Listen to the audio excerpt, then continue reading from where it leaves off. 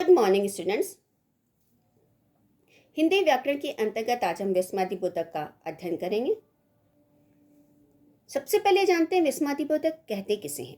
जो अव्यय विस्मय अर्थात आश्चर्य, घृणा, हर्ष, शोक, लज्जा, ग्लानि, पीड़ा आदि मनोभावों का बोध कराते हैं, उन्हें विस्मयादिबोधक अव्यय कहते हैं। ध्यान दीजिएगा, जो अव्यय विस्मय, घृणा, हर्ष, शोक, लज्जा, ग्लानि, पीड़ा आदि मनोभावों का बोध कराते हैं, उन्हें विस्मयादिबोधक अव्यय कहते हैं।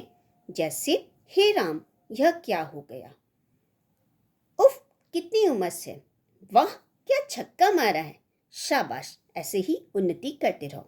उपर्युक्त वाक्यों में हे राम, उफ, वाह, शाबाश आदि विस्मयादिबोधक अव्यय हैं, जो हमारे विभिन्न मनोभावों को व्यक्त करते हैं। ये शब्द भावातिरेक में स्वतः ही हमारे मुख से निकल जाते हैं। इनका प्रयोग वाक्य के आरंभ में किया जाता है तथा इन शब्दों के साथ विस्मयादिबोधक चिन्ह का प्रयोग अवश्य किया जाता है।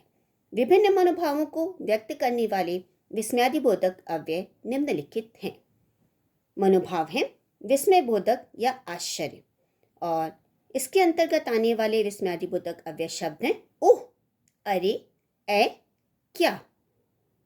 हर्षबोधक या प्रशंसा के मनोभाव के अंतर्गत आने वाले विस्मयादिबोधक अव्यय शब्द इस प्रकार है। आहा, वाह, ओह, क्या खूब, बहुत खूब, शाबाश।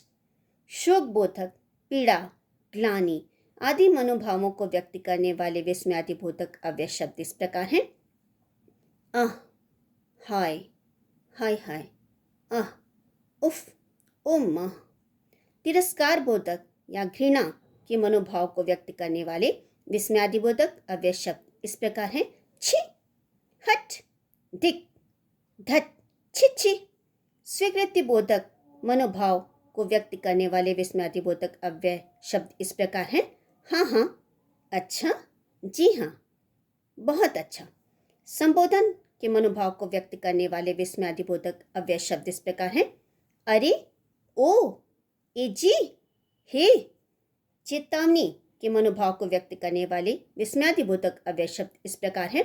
सावधान, खबरदार, होशियार, हटो। संवेदना के मनोभाव को व्यक्त करने वाले विस्मयादिबोधक अव्यय शब्द इस प्रकार हैं। हाय, राम राम, तौबा तौबा। अब जानते हैं निपात के बारे में।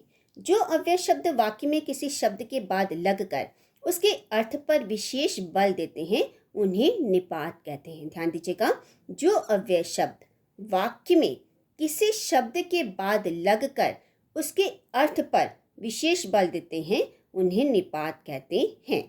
कुछ उदाहरणों द्वारा हम इसे समझते हैं। माताजी मुंबई से कल ही आई है। इस वाक्य में ही निपात है और एक कल पर बल दे रहा है।